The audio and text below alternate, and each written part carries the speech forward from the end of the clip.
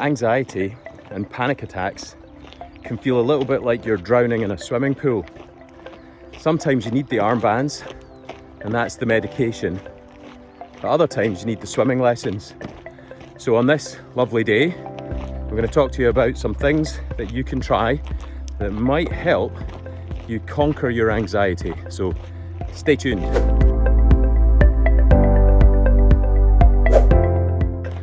So what is anxiety? Well, anxiety is made up. Now I know that sounds really controversial, but basically it's your brain telling you that something might happen, but it hasn't happened yet. It's worry and concern for things that may have happened, but you can't do anything about. So you get stuck in this cycle of what if this happens, what if that happens, and it can be very crippling. And this all comes from a part of the brain called the amygdala. Now your amygdala hasn't really changed in many thousands of years. It's the bit of the brain that says something bad is going to happen, and it gets your stress and your fear response ready. And that is historically a very useful thing, because if the bushes are rustling here and there's sunshine and rainbows over there, what am I going to look at? I'm going to look at the bushes, because until I know differently, there's a lion in those bushes waiting to pounce. So it's a survival mechanism, but it's only supposed to last for a short period of time. In our modern society, unfortunately, that system can be switched on non-stop, and that leads to a constant feeling of what if there's a lion in the bushes, even though you don't know for a fact whether there's a lion or not, but your brain will try and protect you. Sorry, usual thing there, big lorry went past. So your brain's trying to protect you, it's trying to keep you safe, and one of the ways it does that is by saying to you, you need to be on the lookout for bad stuff happening. I mean, this is the reason why the phrase, the only thing that travels better than good news is bad news, is so true. If you watch the news just now, it's 10 bad news stories, and then it finishes up with some funny story about a seagull stealing a bag of crisps from a newsagent. And that's just to keep you kind of slightly uplifted, so you'll maybe watch the news again the next time. But generally it's all bad news, because bad news sells. And that's what your brain is attracted to. That's why we look at epic fail videos. That's why we spend a lot of time doom scrolling through various social media sites. We want to know the bad news, not because we want to be bad people, but because we want to feel safe and feel alert and aware of our environment. And that is basically an evolutionary setup which has run amok in modern times. So I'm going to tell you a few things that you could be doing to try and help with that. And basically this video is going to be called Do Hard Things, because when you feel that way, someone like me telling you should just get on with your life is very hard and very difficult to hear, but also very difficult to put into practice. But let's just talk a wee bit about that, shall we? Okay. During COVID, in the first lockdown, I remember talking to a patient who said to me, beginning of COVID was great, they never had to leave their garden, and they had social anxiety. Then they said, well, I couldn't really go into the garden anymore because I was worried people would see me, and so they stayed in the house. And then they said I couldn't stay in the front room anymore because I was worried people might see me through the window, so they moved to the back of the house. And eventually they ended up upstairs in their bedroom, and it's probably not a far cry from them being ending up being under the bed and cowering from the day that they'll never see. And that is what happens with anxiety. People can build up that feeling that something terrible is coming to the point where their life is so small as a result. So what I would like a lot of people to do is read a book called The Comfort Crisis by a guy called Michael Easter. And he talks a lot about how comfort is a thing the human mind and the human body craves. But what we do as a result of that is we become very, very diminished as a species and as an individual, because we're not leaning into discomfort anymore. And when you have things in your life that are uncomfortable, if you pull away from them, first of all, you're less as a person because you're missing an opportunity. And that's the second thing, is that you're missing an opportunity to learn why this is uncomfortable and what can you be doing to help yourself. So anxiety kind of revolves around that feeling of discomfort, and a feeling that discomfort is to be avoided at all cost. And when that avoidance becomes troubling, then those anxiety feelings, those cortisol and adrenaline and all of those hormones that are involved begin to spike. And again, it's back to your amygdala saying, your amygdala saying, you should be frightened, you should be ready, something is coming.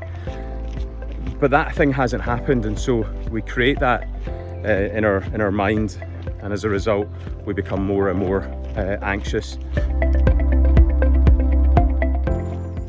And some of you might have heard of a thing called helicopter parents. Now, helicopter parents are, that's a phrase used to describe people who kind of flutter around above their children and remove a lot of discomfort from them, so that those kids, everything is structured. There's an even worse saying, which is snowplow parents. And a snowplow parent is somebody that just plows everything out of the way of the children. And as the kids age, they've got no coping strategies, they've got no self-management skills, and they can really struggle. So those children who've had their parents remove all discomfort and adversity from their childhood, unfortunately it means that when they do face challenges as they get older, they find it very difficult to manage those, and that can be the startings of anxiety. But also, people who've had really serious adverse childhood experiences, or even in their adult life had lots of difficult things happen to them, that part of your brain begins to expect that, and so you can end up having a lot of anxiety brewing from those things as well, because your brain is looking, as I said before, to protect you. And the best way to protect is perhaps to hide. So when we're anxious, when we're struggling with facing up to things, the answer unfortunately is not to hide. It is to do more of those things. It's to prove to yourself that those things aren't as bad as you think they're going to be. And yes, now and again they might be, but the rest of the time you're training and practicing and honing your coping skills so that you can manage things better when adversity strikes. So the example I like to give people is that of running a marathon. You wouldn't go out tomorrow and just run a marathon unless you were a marathon runner. It takes time. It takes time to build up to that level of endurance, and actually to be able to put the fear of a marathon out of your mind. And the only way you'll have no fear of a marathon, well, I suppose you'll have no fear if you stay on the couch and you never do it. You also have no fear if you've done one and you've completed it. But you have to start somewhere. So in the theory of positive behavioural activation, you should do something hard every day. Now, something hard for that person who's hiding in their bedroom might be to sit out on the front steps for 10 minutes. It might be to go to the shop and back. It might be to walk around the block. But they have to start where they're at. And if you're trying to run a marathon, you might start by doing a small amount of walking, or you might start with a couch to 5k. And when you can do a 5k, it's not a far stretch to imagine doing a 10k.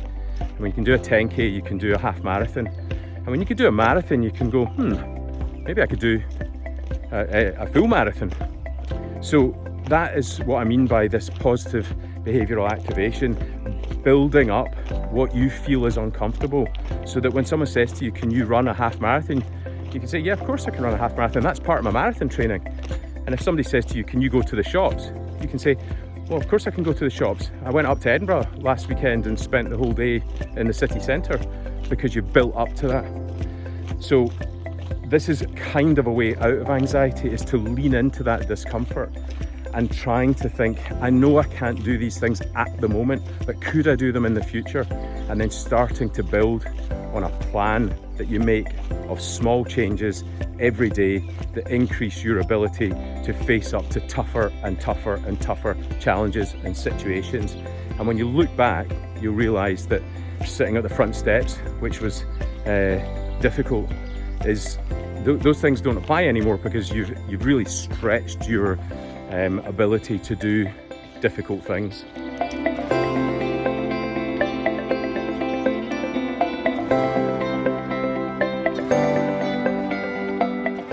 Now, I said this isn't the armbands. The armbands are the medication, and sometimes that's really necessary. A lot of people get a lot of benefit out of those types of medications, and I absolutely agree that that is the right thing to do. What I do also see, unfortunately, is a lot of people who take those and feel better, they don't bother learning to swim. So the next time something happens again, they're sort of back to square one. So you do need to think, why did I end up like this? And what is it I can be doing to help myself feel better? Now that's not to say medication can't be stopped. If you've got a singular episode or a series of things that are happening in your life which are causing you a large amount of stress and you're just not managing with that, then you might only need to take medication up until such time as those things have resolved. And that's completely fair enough. But if you're somebody who always feels that way, but you're all right on the medication, then unless you do the work, unfortunately, as soon as the medication is reduced or stopped, you could go back to feeling exactly like you did before. And that's not fair, and it's not fun, and your life is diminished as a result. So really, I think what I'm trying to say today, and I realise this is quite a touchy subject, I realise that there'll be a lot of people out there saying, you don't know what it's like to be me. You can't possibly understand how difficult it is for me to deal with these things. And you'd be absolutely right. I don't know what it is to be in your situation. I don't know what you've been through. I don't know how hard it must have been on you. But by agreeing with you, I'm sort of giving you, I'm being a little bit culpable in saying to you, oh well, that's okay for you. You've had a really rough time, then this is just the way you are. And I don't believe that. I believe that people can improve. I believe that people with the right support and in the right environment can become more than they already are. And when I talk about things like anxiety, I really do believe it. I do believe that if people lean in and they say, look, going outside is horrible, I don't like it, but could you go out for 5 minutes? Well, maybe. Then do 5 minutes and do it again and again and again until you can go out for 10 minutes or 20 minutes or half an hour. And then when you look back and someone says, can you sit outside? You say, yeah, no problem, of course I can. So I do believe that people can improve, but I also realise there's lots of hurdles and barriers and environmental factors and people and toxic relationships and things like that that get in the way. So I'm not saying in this video that if you just decide to do marathon running, your life will be over. Sorry. Your life will be better. Let's strike that one from the video. But I am saying that you can do something, and you have a responsibility to yourself to try. And that's all I'm saying. Another handy tip that might help get your mind in the right place for this is say thank you to your anxiety. Say thanks. That's part of who you are, but it's a bit of you that's trying to protect you. And if you just personify it and say, you know what, thanks very much. You've been really helpful. You've kept me away from some dangerous situations. I just don't need you today. And you can just park yourself while I go and do what I need to do. And if you come back later, I'll chat to you then. But that sometimes can feel a bit helpful. It can feel like you're saying, you know, I know you're part of me, but I actually don't need you in my life right now. I'm busy with other things, and you're a bit of a hindrance. Just like you might do if you've got a pesky person in your life that they're all right. They occasionally do you a favor, but some of the times you just want them to just be somewhere else. And that you might find is a helpful way to deal with this as well. So I don't think I said thanks for joining me today. I should have said that at the beginning, shouldn't I? Maybe I'll do it now. Thanks for joining me today. Today we're going to be talking about anxiety and what you can do to help. This is a really rambling video, and anxiety isn't a science. Anxiety, I know there is science behind anxiety and how it works and what the brain does, and there's science behind how, you know, adverse events in your life can manifest as anxiety later. I understand all of that, but the management of it sometimes can be a little bit fluffy, and I suspect probably a lot of this video has been like that as well. So in essence, don't be afraid of your anxiety. You are the boss of it, and you can make a decision to engage with it or not. But it's baby steps. Start small and build on that.